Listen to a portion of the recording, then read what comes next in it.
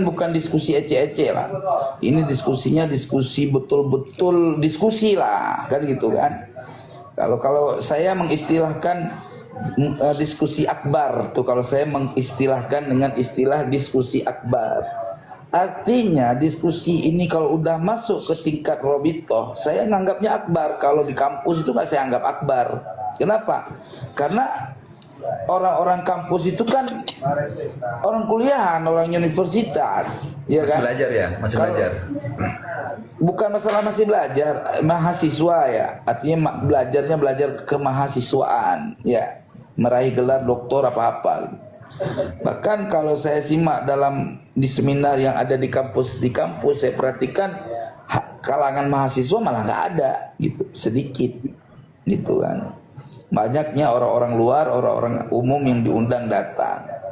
Jadi bagi saya belum masuk kualifikasi diskusi akbar. Tapi kalau sudah masuk pada rancah robitoh, ini saya yakin ini diskusi akbar. Oh, terlepas yang disuruh diskusi itu yang menjadi perwakilan robitoh itu adalah orang-orang yang memang berpengalaman di Kesultanan Banten, bagi saya walaupun orang-orang itu aja ya apa sih istilahnya tuh, prioritas apa dah susah apa sih prerogatif. Nah itu prerogatifnya orang robitoh. Tapi alangkah lebih baiknya kalau robitoh benar-benar mau mengadakan diskusi, ya, diskusi akbar, sekalian jangan tanggung-tanggung lah, gitu loh. Kalau masalah dana nanti bikin tim pencari dana juga nggak apa-apa, gitu. Kita cari dana bareng, gitu loh. Untuk terfasilitasi diskusi akbar nih, kalau perlu datangin ulama ahli nasab di dunia lah, apa dari Iran, dari Irak, dari Basrah, apa dari mana, pokoknya itu mantap lagi, jadi lebih akurat gitu loh. Nah, cuman kita bentuk dulu tim, gitu loh, tim muzakarah akbar dari pihak Kiai Imad, dari pihak robitoh, itu dibikin musyawarah apa yang diinginkan Kiai Imad, apa di kolaborasi, yang intinya diskusi harus jadi, bagaimana ceritanya nih, gitu loh. Gitu.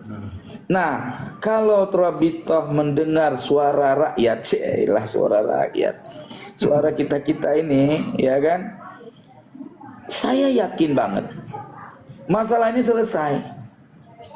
Ya, tinggal masalah baru. Ente tahu nggak masalah setelah Ba'alawi? Apa itu? Wali Songo. Karena masalah nasab Wali Songo juga aneh akan masalahin, gitu loh. Bukan Ba'alawi aja, maka sebetulnya aneh sama Kiai Imad sepakat kelarin dulu satu-satu pasal. Kelar Ba'alawi, apa sahih apa kagak, kelar, baru masuk ke rancah masalah Wali Songo. Banyak kali Wali Songo yang bukan keturunan Wali Songo sekarang ngaku keturunan Wali Songo, gitu loh. Oh gitu ya? Banyak. Sekarang sampai mau kalau kata saya lebih parah dari Ba'alawi, gitu. Jadi sampai aman, jadi orang Betawi aman ya? Jadi orang Betawi aman ya?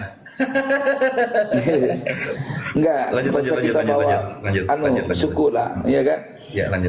Artinya sekarang orang udah tes DNA.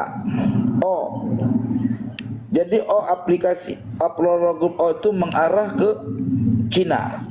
Jadi sekarang nasab Wali Songo jadi ke Cina sekarang nih, oleh beberapa oknum. Ke Cina ya? Iya, jadinya jalurnya Wali Songo itu sadah dari Cina. Jadi Wali Songo itu dari Cina, muasalnya Cina gitu loh. Yuan. Sementara keluarga Wali Songo yang sudah, kalau bahasa tes DNA, udah dapat sertifikasi J1, terverifikasi J1, itu malah nggak diakui sebagai sadah. Apa guna makamnya Sunan Gunung Jati, Sunan Ampel, Sunan yang lain-lain di Pulau Jawa ini, yang kuburannya jelas di Pulau Jawa ini, batu nisannya Paseh, kok bisa jadi ke Cina? Ini saya akan gugat ini, kami juga akan gugat, gitu. Jadi persoalan nasab Ba'alawi number one. Yang kedua akan bahas masalah nasab keluarga Wali Songo. Itu lebih rumit sebetulnya. Kenapa didahulukan Ba'alawi? Karena nggak serumit Wali Songo, gitu loh.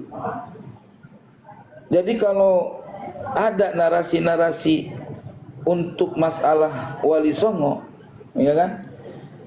Jangan antum pikir Kiai Imad cuman menyerang Ba'alawi, salah. Kiai Imad juga akan melakukan penelitian kepada Wali Songo. Karena memang walaupun dia sendiri mengatakan, kalau gua sendiri tidak terverifikasi berdasarkan data Wali Songo, kata Kiai Imad, saya juga bukan keturunan Wali Songo, tapi ini butuh penelitian, gitu loh. Paham maksudnya? Maka